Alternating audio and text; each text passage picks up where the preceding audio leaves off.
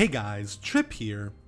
I've been meaning to make this episode for months, but I've never been quite sure how to address the issue at hand. I'm a big believer that you need to criticize the things you love.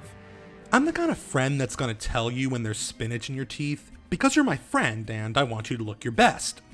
Well, a friend of mine's been eating a lot of fucking spinach lately, and it's time we had a talk. You may not have heard, but Bethesda's RPGs are pretty popular. For over a decade, Bethesda has been famous for its unique, free-form sandbox RPGs. From the Elder Scrolls to Fallout, millions of people enjoy the worlds, the lore, and the gameplay of Bethesda's RPGs. But somewhere along the line, things went wrong. Over the past few years, Bethesda's reputation has started to wane.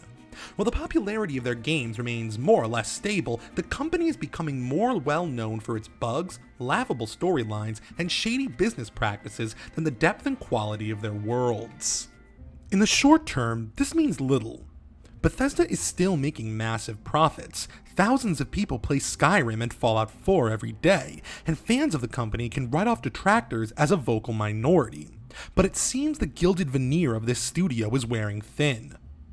Whether you enjoy Bethesda's RPGs or not, it's pretty clear they've been stagnating over the past few years. Little has been done to move the games forward, and at times it feels like they remove more features than they add or improve upon. As of now, Bethesda's in a pretty enviable position. They've got no real competition and a strong fan base willing to buy whatever they sell. But how much longer can this last? What happens when another company actually competes with Bethesda?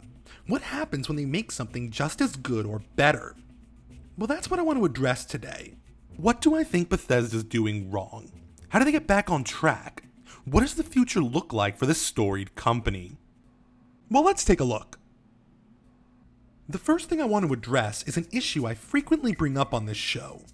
At every turn, Bethesda seems committed to removing features from their games, be it spellcrafting in the Elder Scrolls, or the gutting of the special system in Fallout 4. Whenever Bethesda is given a choice between improving a feature or removing it, they inevitably choose the latter. The common excuse is that these features were flawed, complicated, or flat out broken. Still, the solution shouldn't be to remove them.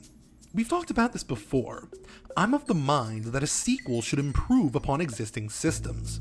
If something didn't work in a previous game, removing it should be the last option. If you keep cutting corners and chipping off features, you'll inevitably end up with an inferior product. This has been the modus operandi of Bethesda since Morrowind, and it's become almost comical in its absurdity. Put simply, Bethesda needs to build up, not break down. You know, times like this, I feel we need to ask an uncomfortable question. Are recent Bethesda games better than their predecessors? On the surface, the answer is obvious. Of course they are. One look at Morrowind's broken combat system or Oblivion's ugly NPCs will tell you that much. But how much of this is the result of advances in technology? How much of it comes down to genuine passion, quality world building, and innovation? Let's take a look at Skyrim, for example. What exactly did that game do better than its predecessors? The first thing that comes to mind is the combat. To be fair, it certainly feels better in Skyrim. In Oblivion, using a sword felt like waving a pool noodle around, and Skyrim introduces some real feedback to the weapons. That being said, is the combat itself any better? The inclusion of dual wielding is fine on paper, but does little to change the gameplay beyond restricting your ability to block. Dual casting was a step in the right direction, but was underdeveloped to the point of irrelevancy. Restricting magic to the player's hands did nothing to enhance the gameplay, encouraging the player to pause the game frequently as they switch between weapons, shields, and magic in the middle of combat. I'm not a big fan of stopping combat to open a bunch of menus in an action RPG. Now I'll admit, a lot of that stuff comes down to my personal preferences.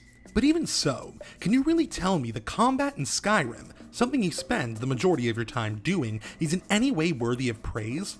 Or is it just mediocre? This is my point. Bethesda isn't raising the bar. Now let's talk about character development, arguably the most important aspect of a sandbox RPG.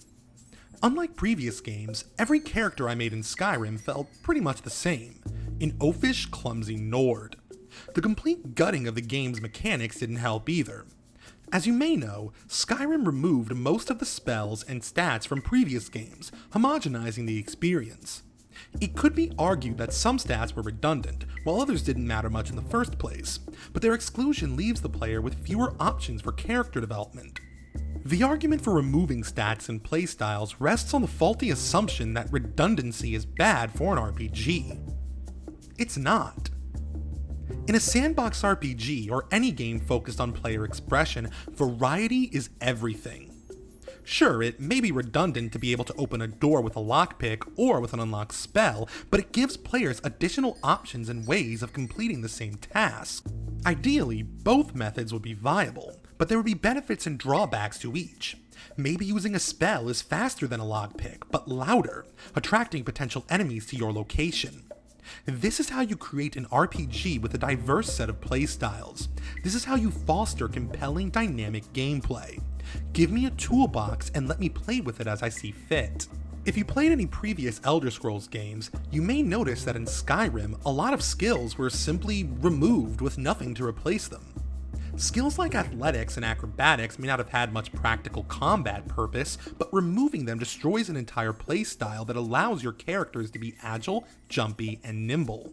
Previous games allowed your character to be an acrobat. They could jump on the surface of water, dodge attacks, jump to high places no one else could reach, and escape guards by outrunning them. It was an ideal playstyle for Bosmer and Khajiit characters. In fact, these two races were built with these skills in mind. Skyrim ruined those races for me by removing this playstyle. In Skyrim, no matter how I play, my character will always feel slow, clumsy, and sluggish. Diversity and variety are what separate a hollow experience from a compelling one.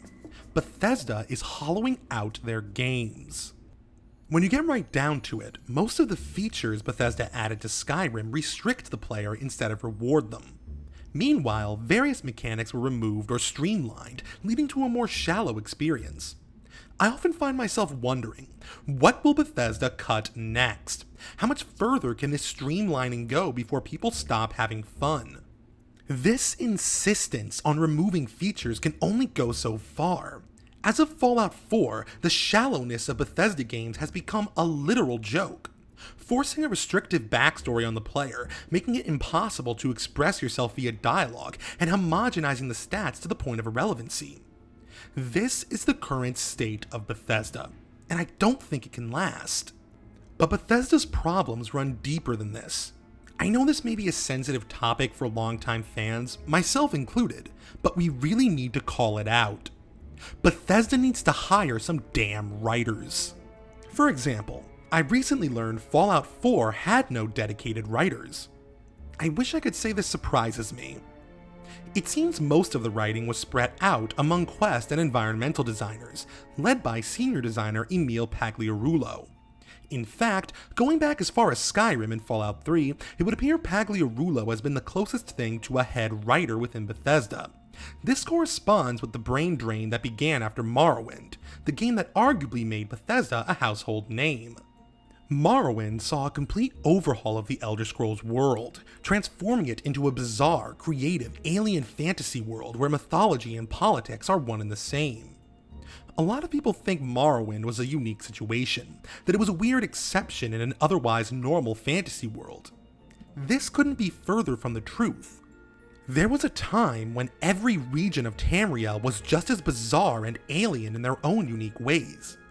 This was that brief period between Redguard and Morrowind when the Elder Scrolls lore truly came into its own, moving away from the medieval fantasy world presented in the first two games and toward a brave new world that put Bethesda on the map.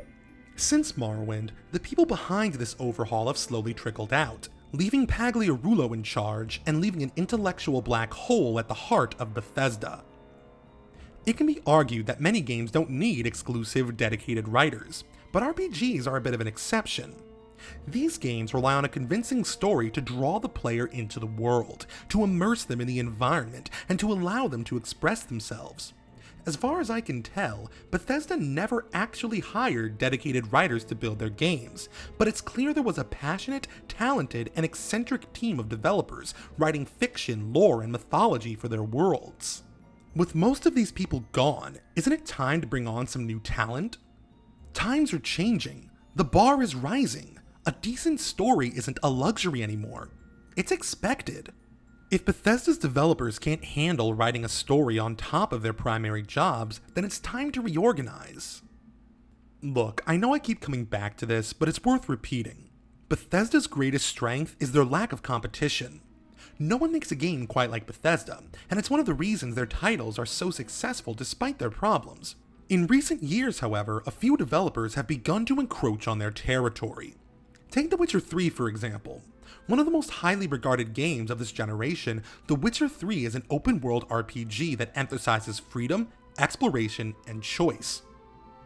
Sound familiar? Now, to be fair, the games aren't quite similar enough to truly compete, but the massive success of The Witcher 3 is a sign of things to come. In contrast with Fallout 4, The Witcher 3 had 15 exclusive, dedicated writers. It's not the quantity I care about here, but the quality.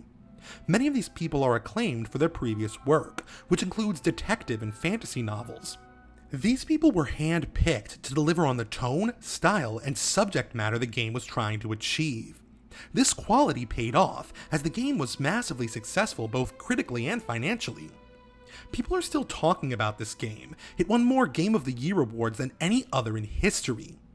While The Witcher 3 didn't come close to Fallout 4's sales, it easily eclipsed the game critically. The game's writing ties everything together, from the gameplay to the environment to the quest lines, enhancing every aspect of the game by drawing the player into the world.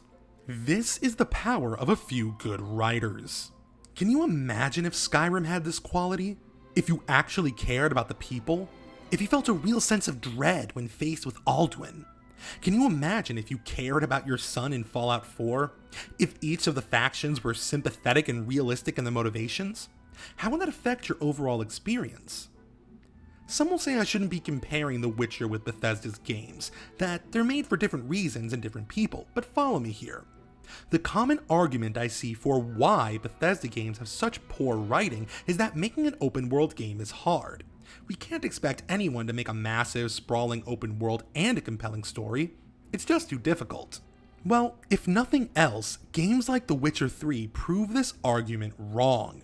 You can have a detailed open world, deep branching quest lines, and a great story to tie it all together. So why is Bethesda slacking? No one's tried to beat Bethesda at their own game. Yet.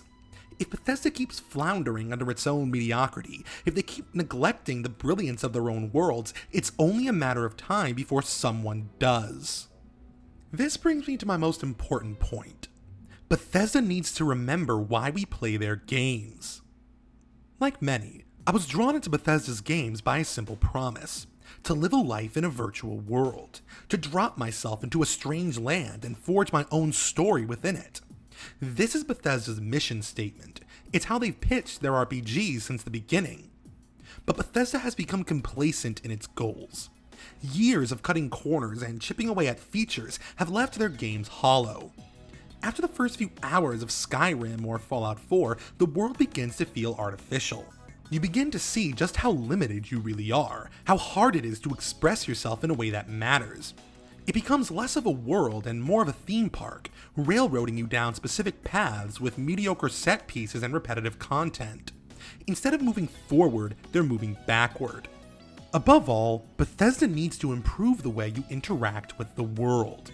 The connection between the player and the environment is core to the Bethesda experience, and there's a number of ways to strengthen this bond. Bethesda games never had the deepest dialogue systems. At best, they're mediocre, and at worst, they actively ruin the game. Future games should provide more options to express your character's personality and allow your stats to influence your options. For example, a character focusing on magic should be able to express their knowledge in dialogue, opening up new choices and opportunities. The player should feel like they're creating a person out of their character. In general, quests need to be more diverse, with branching storylines and multiple ways to complete objectives. If I'm a stealth player, my experience should be completely different than a magic or melee player. I should be able to avoid boss fights or secretly sabotage them without ever being seen. I should find alternative routes throughout dungeons, and the game should react to my choices through story, dialogue, and consequence. put simply, my choices should have an impact on my experience. The infuriating thing is that nothing I've said here is unprecedented. All these suggestions are basic features of RPGs, and have been for decades. I shouldn't have to beg for these basic features. These aren't luxuries, they're staples of RPGs. For whatever reason, Bethesda is content to ignore all this, all the while claiming they want to make a living, breathing world. Well, you can't have it both ways. I know a lot of people are still going to defend Bethesda on this, and my response is a simple question. Don't you deserve more? So how did we get to the point where a story-driven RPG lacks a single dedicated writer? Why does Bethesda keep cutting corners and removing features? As far as I can tell, there's simply been a massive shift of priorities for the company. In the past, Bethesda seemed genuinely interested in achieving their goals. Their games were about dropping the player into a strange world, exploring an environment that felt alive, and giving them the tools to make an impact within it. It didn't always work, and their games always had problems, but I always felt like there was a real passion behind their games. Bethesda no longer has an interest in their own mission. They're not concerned with creating interesting worlds for the player to live in. They're more interested in creating playgrounds for the player to exist within. There may be a market for that in the industry, but if Bethesda's goals are truly shifting, it's only a matter of time before someone fills the void they've created. So why did I decide to talk about this? Well, it's become increasingly clear that Bethesda games will never be what I want them to be, what they claim to be. As much as I love The Elder Scrolls and Fallout, it's clear that Bethesda has no interest in giving these brilliant IPs the respect they deserve. A lot of people are going to watch this video and think I'm crazy. Hell, I doubt most of you made it this far. All things considered, I can't say I blame you. It's easy to think that Bethesda's recent success is unstoppable, that their popularity will never fade, that short-term sales are the only indicator of long-term success. A lot of people think profits are proof of quality. Well, if that's the case, then No Man's Sky was Game of the fucking Year. I'm not so sure the sequel's gonna sell too well. At some point, quality matters. Reputation matters. Past success and clever marketing can only take you so far. It's hard to lose your reputation overnight, but once it starts, it's hard to stop. There's a small but growing unrest in Bethesda's fan base. We're sick of waiting for them to care again, to deliver on their promises. The argument I always see is that the casual gamer doesn't care about any of this, that we're in the minority, and that the majority will continue to enjoy the mediocrity Bethesda peddles. But if Bethesda doesn't change, eventually the hardcore fans will move on. Without them making mods, posting videos, and constantly keeping Bethesda games in the zeitgeist, will the casual gamers stick around when another company inevitably makes a better game? Only time will tell, but I'm worried about Bethesda's future. They likely won't release another RPG for several years, and when that time comes around, what will the market look like? What advancements and innovations will we expect from our open world RPGs? As the industry moves forward and Bethesda remains stagnant, how will fans react if their new game is even more shallow than Fallout 4? Bethesda needs to step up its game or let someone else take their place. But hey, that's just my opinion.